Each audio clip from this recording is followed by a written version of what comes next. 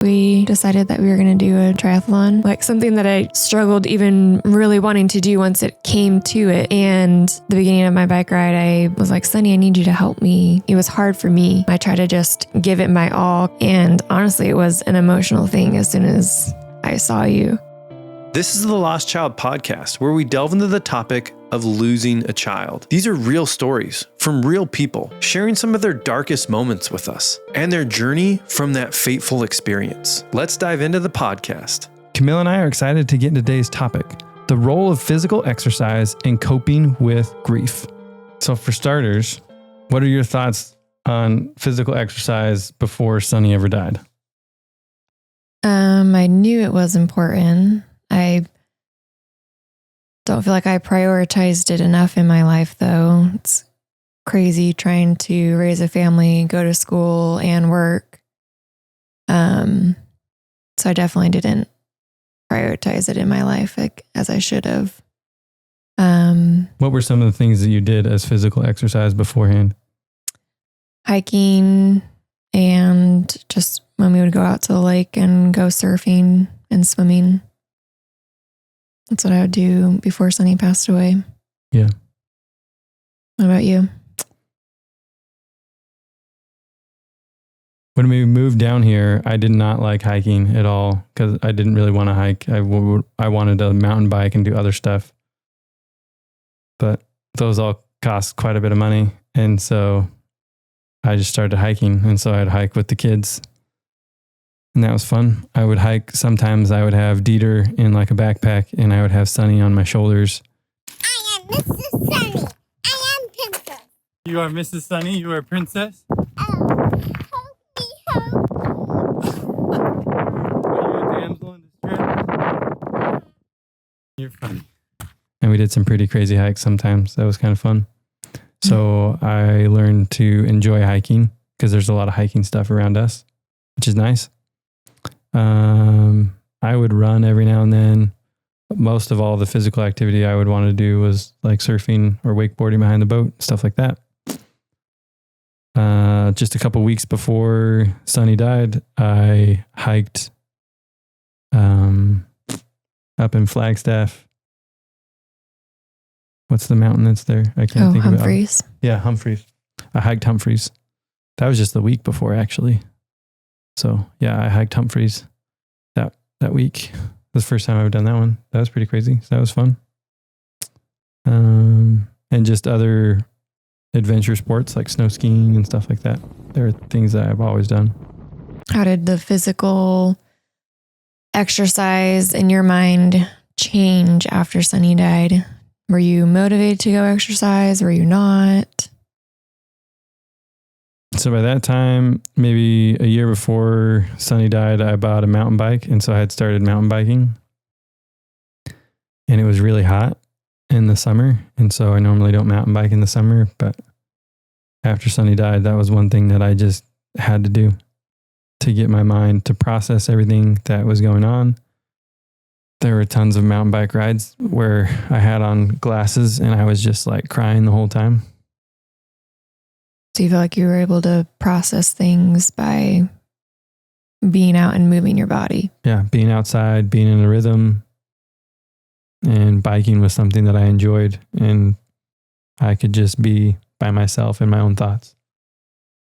That was helpful. So I felt unmotivated to go do other stuff, like any team sports or other things where people knew me, because then it was like, oh, that's the guy, I didn't want to come in there and be that person.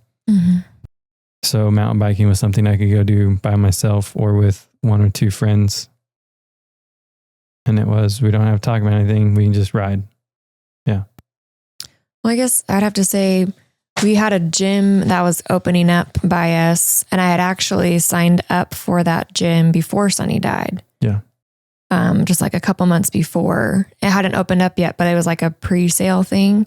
So I had in my mind that I wanted to get back to the gym and get back into a good exercise routine. So I just remember that I had signed up for that ahead of time, or ahead of Sunni's passing. And there's this article that actually is relevant to this. This isn't how I kind of pictured this going, but so I've looked up a bunch of different studies about all these things that I can bring up, and then we can talk about some of them. This one fits in with exactly what we were talking about, which was physical activity prior. And this study was published in 2023. The name of it is Coping with Adversity, Physical Activity as a Moderator in Adapting to Bereavement. I'll read a brief background on it. The adaptation of the individuals to adverse life events such as bereavement, death of a child, something like that, which reduce the subjective well-being, is referred to as the hedonic treadmill.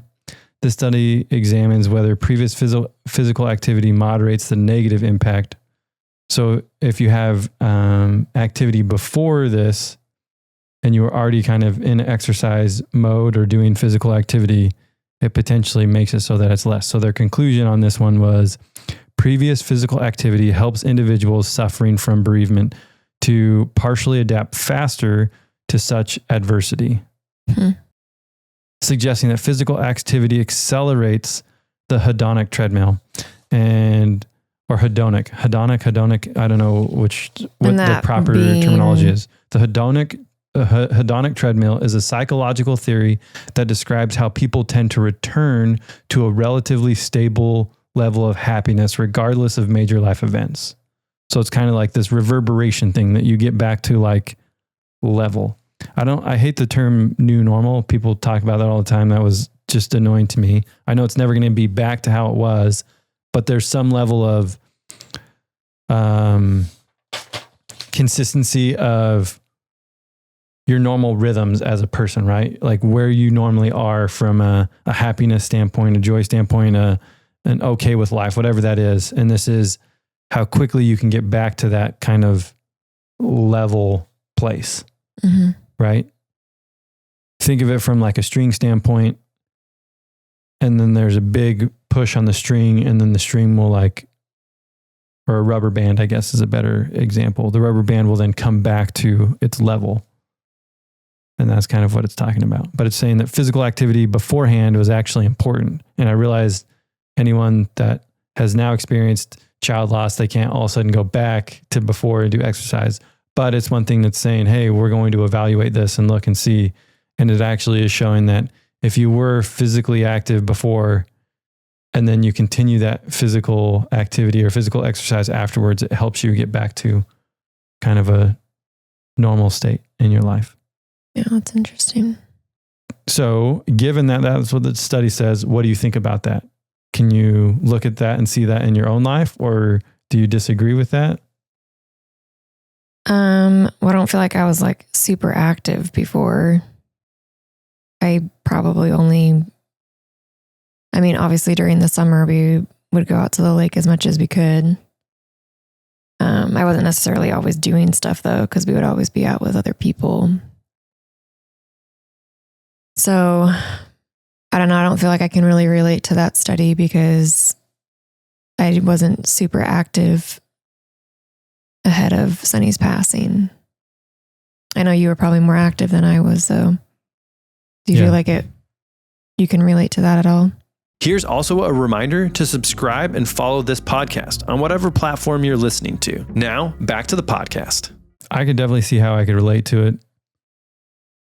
One, it's never a competition to see who can like bounce back quickest or fastest or anything like that. Or even there's been some comments on the podcast that it's grief kind of has its thing and there's no timeline. It's not like, well, at 7 months and 2 days, you should be at this point. Everyone's in a different place, right? So with that caveat, I would say that I can definitely see how this has impacted me.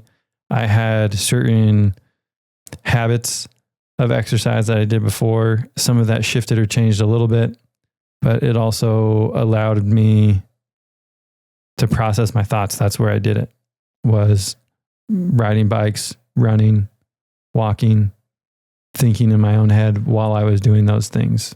It just made sense for me. And I can definitely see how it has impacted me getting back to a normal level of life. Yeah. I mean, so Sunny passed away in the end of July, and that gym that we go to was supposed to open up, I think, like in October. Something like that. But it didn't. It didn't open up till January. So I think after Sunny had passed away, I was like going on some walks and stuff with some people, but nothing really major as far as exercise goes. And then when the gym opened up in January, I started to just go swim because they have a pool there. And that's all I ever did at the gym was swim. I would still go like on hikes around by where we live. And then like we do have road bikes. I can't remember if I started riding my bike or not yet. And I don't ever really run because I broke my ankle really bad 15 years ago and I was advised not to run. Because it will just make the injury worse the more I run on it. So that's never really been a thing for me to be able to do. But I think it was in March. Was it March that we decided that we were going to do a triathlon? Yeah. And why did you come up with that idea? I just needed, like I was in the middle of, like I had started my rotations for school. I wasn't working anymore, but like trying to figure out therapies for the boys. And I just was in a place where I knew I needed the exercise because I know the benefits of exercise on your mind, and how it can help with depression. And I didn't want to have to start on medications. Just for me personally, I didn't want to have to do it. I am willing to if I have to, but if I can find a different way to help as opposed to taking a medication, then I'd rather try that first and give it time. So, and I needed that motivation to really work out and see if that would help me with my depression as opposed to just taking a medication. I wanted to try an alternative route. So I was like, hey, why not do a triathlon? Yes, I'm not supposed to run. I did anyways. And I was already swimming.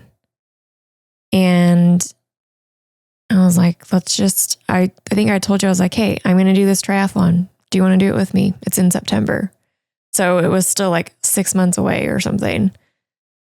And so I was like, that's plenty of time to try to prepare. And so you're like, yeah, we'll do it together. And so we signed up for it.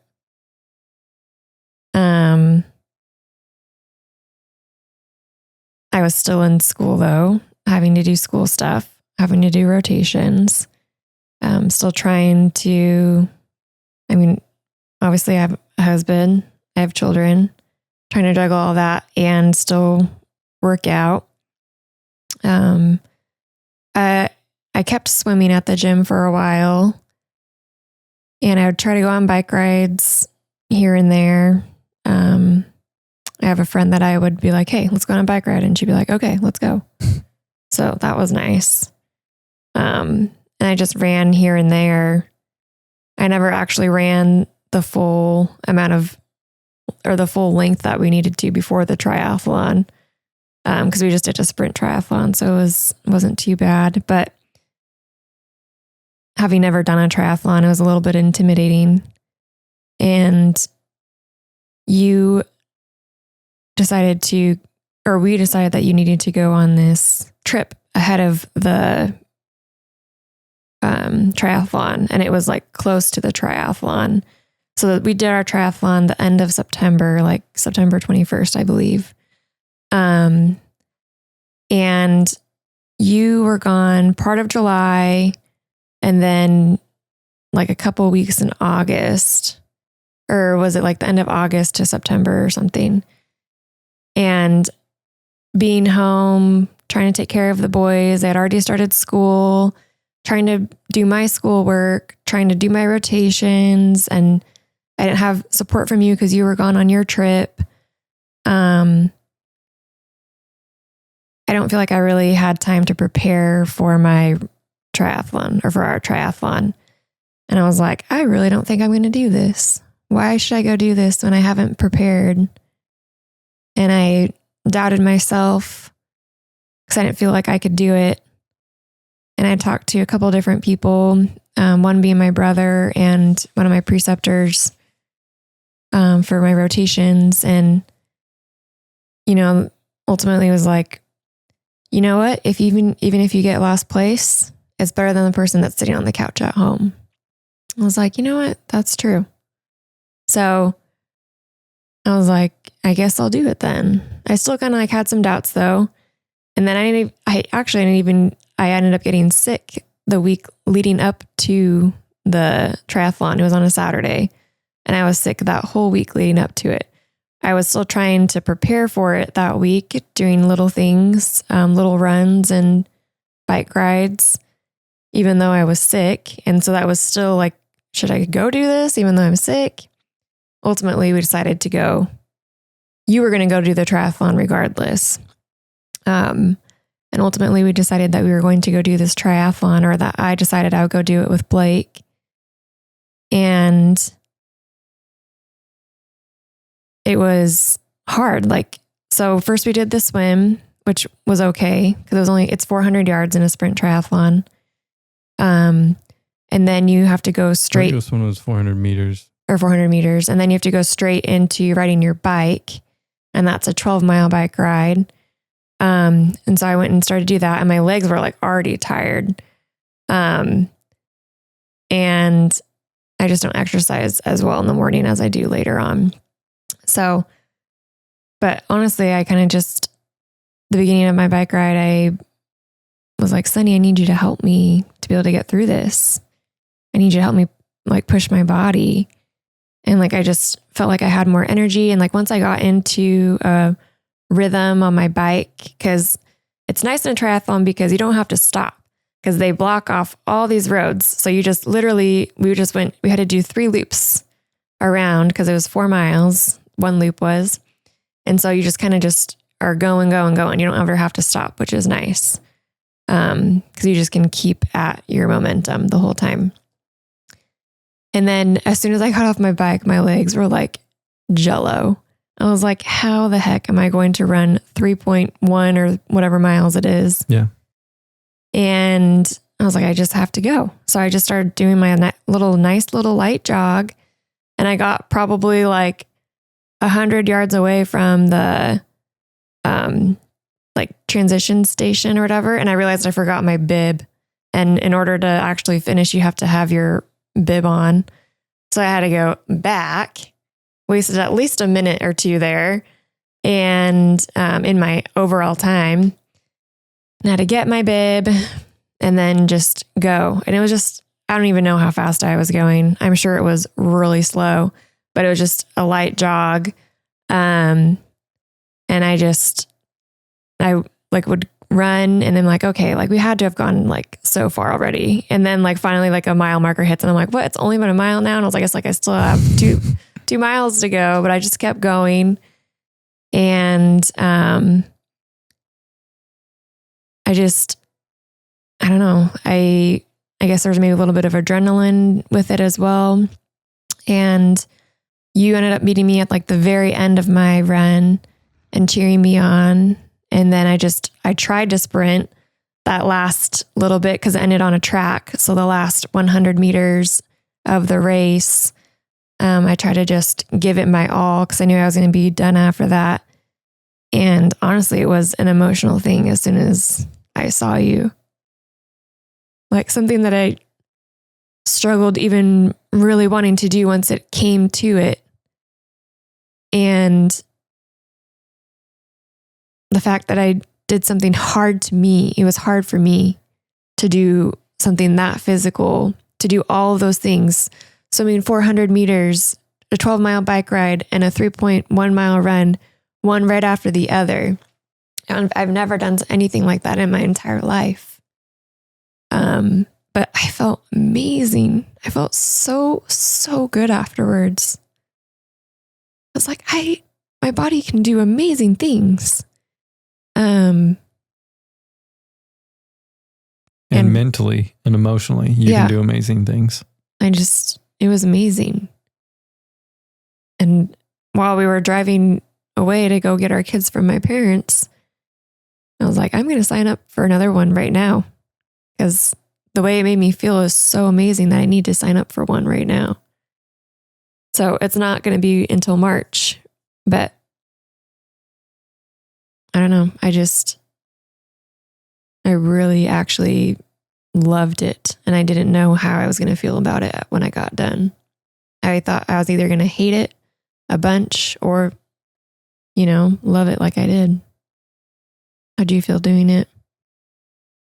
Well, first I'd go back and say, like, watching you, because one, like you had said, you were sick, right?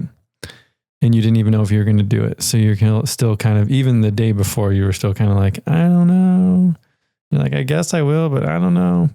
And so with that in my head of, I don't even know if you're going to do it. And then you continually talked about, like, I don't even know if I'm going to be able to run. I might just walk the last bit or whatever. So there was a couple of times that I saw you. I saw you one time on the bike ride, so I was able to say hi to you. Oh, that's true. I forgot about that. And that was fun. And so I was excited there. And then I went back and I kept wanting to make sure I didn't miss you on the run, but I wanted to be where I could see you once and then see you at the finish line too. And you said it was an emotional thing, which was crazy because it was very much for me too. And the reason why I had all that lead up is because I knew that it was a really difficult thing for you, right? And I know that you haven't really ran pretty much at all in the last 15-ish years because of your accident that happened. And so I really did think, oh, she's probably just going to walk. And so then I saw you and I was like, oh, there she is. Like, it was super exciting. And then to see you cross the finish line and then hug you.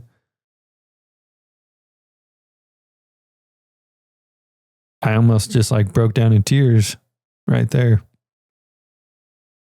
I think I had sunglasses on so no one could see. Just because that was the thought that came to me is you can do hard things. I can do hard things, right? You can do hard things. What we're going through right now in our life circumstances is hard. And so that was a small little thing that was evident that we can do hard things. And it was this little activity that showed us that. And so that's why, to me, it was an emotional thing. Maybe there's some like mega ultra marathon sprint or triathletes out there that do really long ones or Ironman triathlon stuff. And so they're just like laughing at us at this. But it was something that it showed us that we can do hard things. Given the circumstances, we can just keep going. So, and I didn't know any of the stuff about the Sunni stuff until you told me later when you were like on your bike and you're like, Sunni, you got to help me. So that was just amazing to me. And coming from, we had like physical activities that we did, and then we don't really do those anymore. So then trying to come up with something else.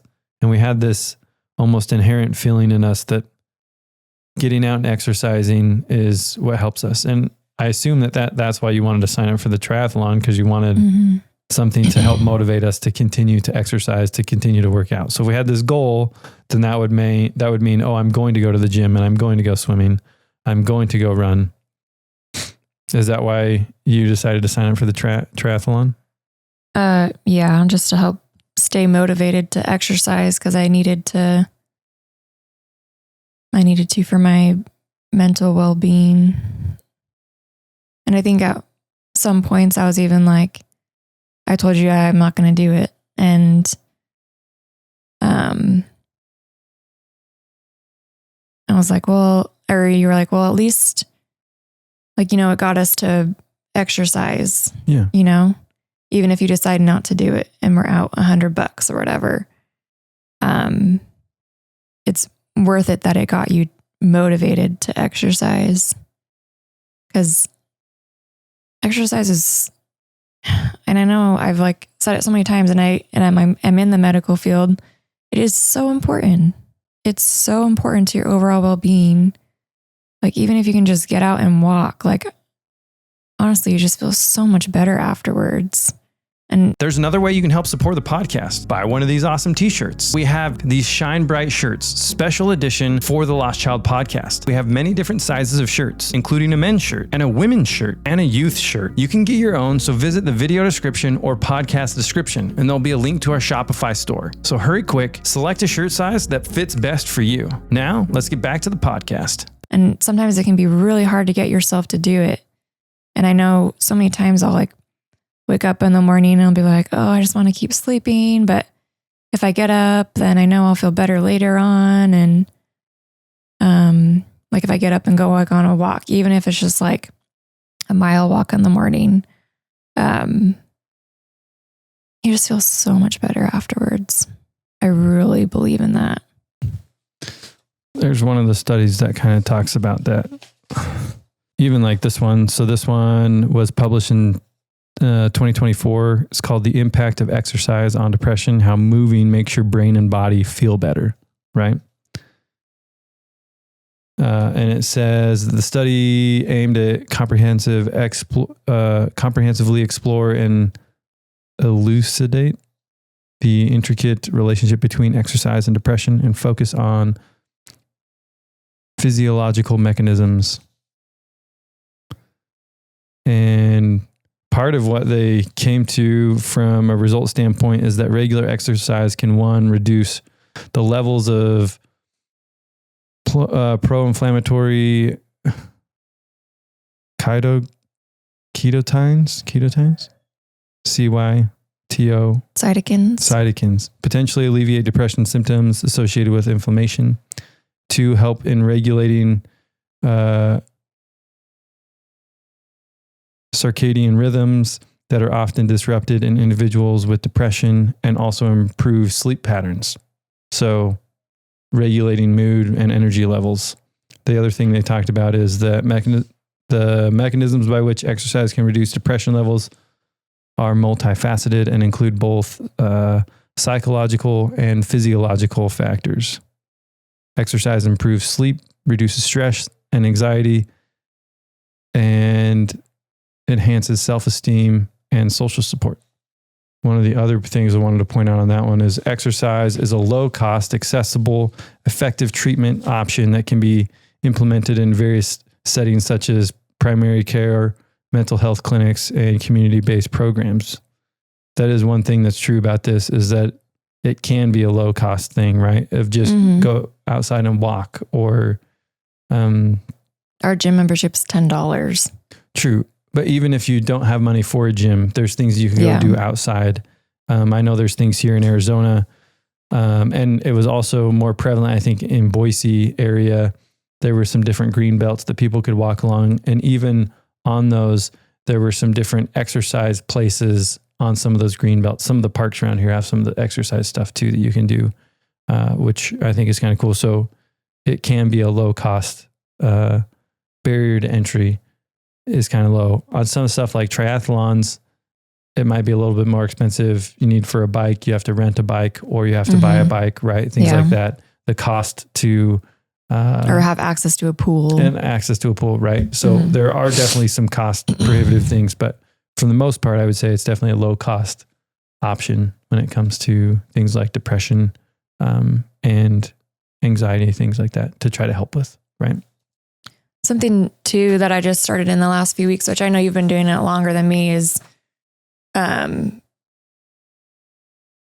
back to like strength training, like weights and everything. Yeah. And I just decided to, give myself a little goal of going 3 days a week to do strength training specifically. So not including any kind of walks or hikes or runs or any other kind of like cardio stuff that I do. And yeah, I know it's only been a few weeks, but it's something about I mean, it's also getting back to like doing hard things. Like you're trying to do some, like lift so much weight that you didn't even know you could do or didn't think was possible. And just being able to work out different muscles in the body. I don't know. There's just something about it that I feel like is really, it's just really good. I don't even know how to explain it. It's like I told you to say these things because there's studies about that, but I didn't actually tell you to say that. Muscles. So weight. it talks about resilience is what it talks about on this one.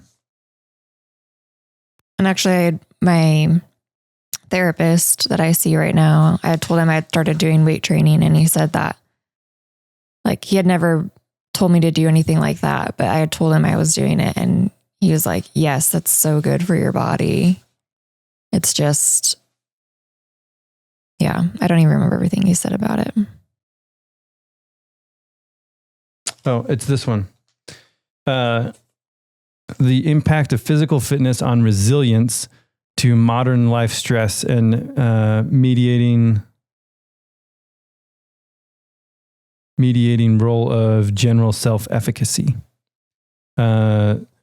Just one small thing on the conclusion that's in this study. This one was published in 2021. And for the record, for everybody else, I did not ask her to say these things. She just started talking about them. And this goes perfect with what was actually in here. It says, altogether, we could show that muscular as well as self-preserved fitness can be viewed as independent prognostic parameters in relation to resilience to stress over a time span of several months. So one thing that the study talked about was not just like, oh, I went to the gym once, but it's that you actually committed to it over, it talked about it for like a 3 to 6 month, maybe even 7 to 9 months. It might have been even more, but it was a decent amount of time period that you were consistently doing this thing, right? And then it talks about the ending here is our study supports the notion that fitness and resulting proficient self-efficacy expectations may have complementary benefits for the promotion of mental health. And just for everybody, self-efficacy is a person's belief in their ability to accomplish specific goals or tasks. It's a key component in theories of learning and motivation. It can impact many areas of life, including health, academics, and athletic performance.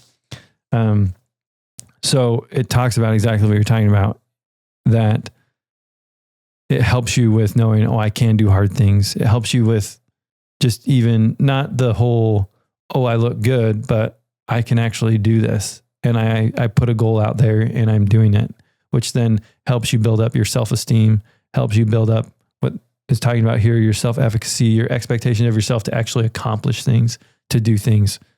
So working out in the manner that you described is something that is backed up by some of the studies that have been done on it. Well, I also just have to mention that I've never really done I used to work out like in high school and stuff and at the gym and just use the machines and whatever, but I never really knew what I was doing and I never really knew like how to weight train. So that's been like kind of a big thing for me to go to the gym to weight train, is like, I don't even know what I'm doing. Right. Yeah. Do you still not know really what you're doing? Sort of. Okay. I mean, it's only been a few weeks. But I didn't know what I was doing. And I was like, okay, so how am I going to go to the gym and not really know, like, cause I don't want to just use the machines. I also want to use free weights too. And like, what muscle group should I work on one day or whatever. So I ended up getting this app that was a free app. And, I said, hey, I only want to work, like do weight, strength training 3 days a week. And this is like my goal to like be more lean and build muscle. And so then it comes up with like exercises to do for 3 days of the week. And so like the first time I went, it gave me like 6 different exercises.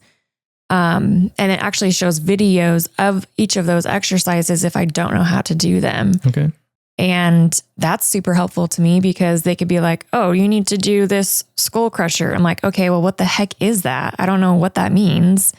And it shows you like what the exercise is working out, like what muscle group it's working out. And if for some reason, like you don't have that specific machine or weight or whatever that it's telling you to use, you can replace that exercise with a different exercise. And so I've had to do that a few different times because I don't know where things are at in the gym. And then you'll end up telling me later on, which is helpful. But it only let me do like 2 free days of workouts. And I was like, I need this because I don't know what to do. I don't feel confident enough to go to the gym and know and be like, hey, this is what I'm going to do while I'm here at the gym. Yeah. So the app ended up being like $80 for the whole entire year. So that's less than $10 a month, right? Yeah.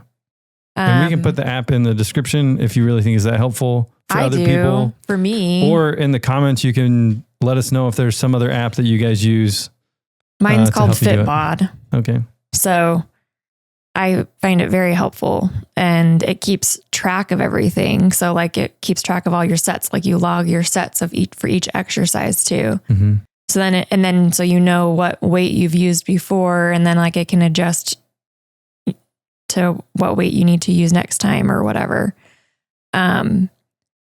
So just for people out there that don't know how to really do weight training, there are apps out there that can help you. And for me, I need that because I don't know, like, it's really nice to be like, oh, I don't have to think about what I'm doing when I go to the gym. It just tells me what to do. So yeah. Good. One thing that popped in my head, because you have the triathlon shirt on, I don't know if you planned that or not, is you were very concerned you were going to be like the last one, or that you were going to walk a lot of it or something. And we talked about how emotional that was. And I forgot at the time to talk about that you ended up coming in like 12th or something like that, right? For my age. For your age bracket, which is pretty awesome. And there was a whole breakdown on all of that of like how fast you were during some of the transition periods and how fast you were running and swimming and biking. And so it was fun to see all of that breakdown and to see how fast you were in some of those. And you beat me in some of the transition stuff, which I thought was awesome. I didn't really know what the heck was going on in the transition stuff. So, but I thought that was great. The fact that you were very concerned, you didn't even know if you'd finish, and then you ended up being 12th in your age bracket. Mm-hmm. It's pretty amazing. What other things do you like about physical activity right now? How does it help you? Well, I mean, it's kind of nice to have somebody to go do something with sometimes. Yeah. So personally, like with my weight training, it's kind of nice to just do that one by myself and I just throw my headphones on. But for like going on hikes or walks, yes, I do like to do those things by myself sometimes, but it is nice to go do those things with other people as well. Because when you're moving and talking, it's almost like a therapy. Like when you're going on a walk with a friend, it's, I don't know, there's just something about it. It is kind of like its own little therapy in a way of like, you're getting exercise and you're moving, different things are going on in your body while you're moving it. And then you're able to talk. So it's kind of like its own little therapy session, not necessarily that it has to be about your lost child, but about just anything going on in your life. It can be about anything. So I think it is good to have human interaction with other humans. And exercise is a good way to go about doing that, I think, for me personally. One thing that I thought from a motivation standpoint to help other people just to get out and to exercise, one of the ones that it talked about that we already talked about here, the studies, how it talked about if you had previous exercise and then you have some catastrophe, some hardship that happens in your life, it helps you kind of to bounce back a little bit better. it's the perfect opportunity to say, you don't have to wait for a catastrophe to happen or some crazy life circumstance to happen to start exercising.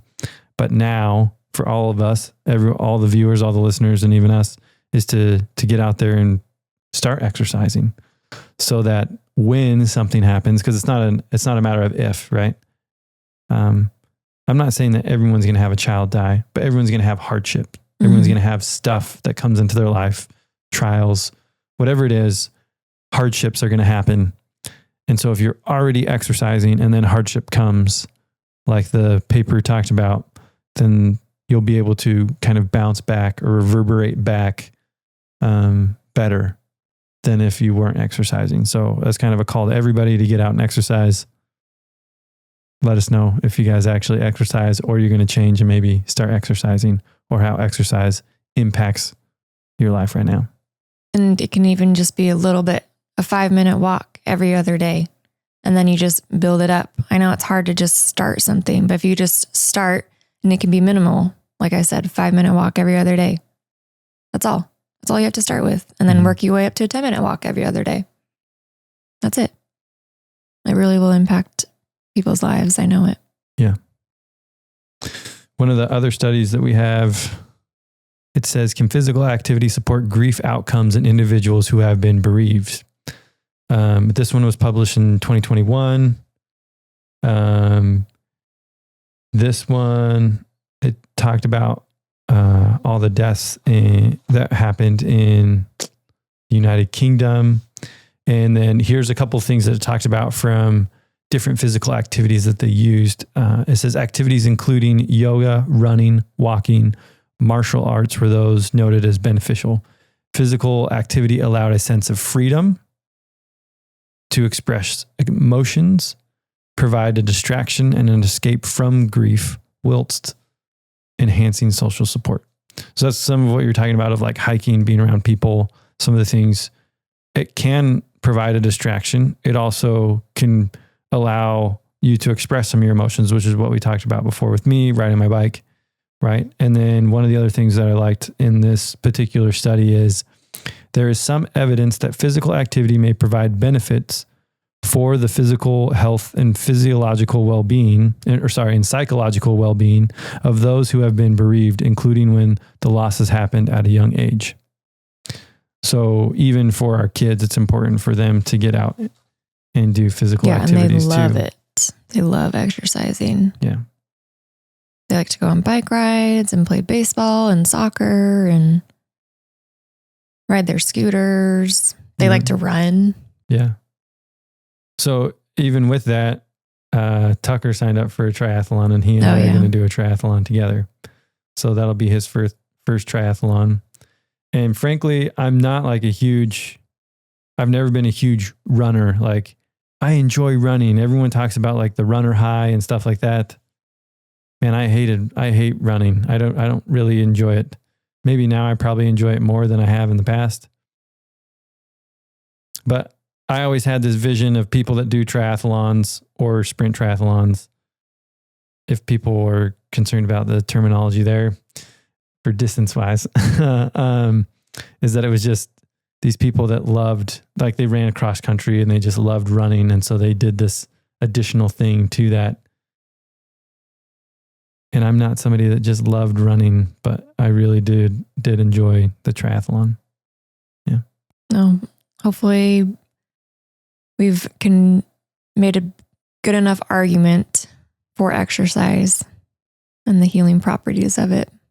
Our hope in doing this podcast and talking about physical exercise is something that we seem to all inherently know that we should do, and that it's something that's good for us. But I wanted to get some studies that backed that up and said, hey, yeah, we're actually studying that and it is helpful. And in doing this, is hoping that we could motivate all of you to get out and exercise a little bit more. If you have never or haven't been exercising in a while, to get started.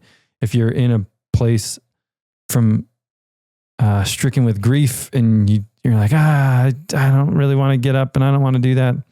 We hope by listening to this podcast that you get that motivation, you get that urgency, you get that desire to go out and to exercise. It's something that we know has helped us and continues to help us. Something that we have to recommit to on a normal basis. There's been times where I was going to the gym regularly and then all of a sudden it stopped because I got hurt or because I wanted to sleep in that day, and then it made it so that it was hard. So I had to recommit to, no, I'm going to go to the gym. So if you're in one of those spots, hopefully this helps you to recommit to get back to exercising. It's something that can benefit all of us. So we love you guys. I appreciate all of your support. Remember to shine bright, and we'll see you in the next episode. Thanks for joining us on the Lost Child podcast. If you enjoyed this, please subscribe, and remember, shine bright, and we'll see you in the next episode.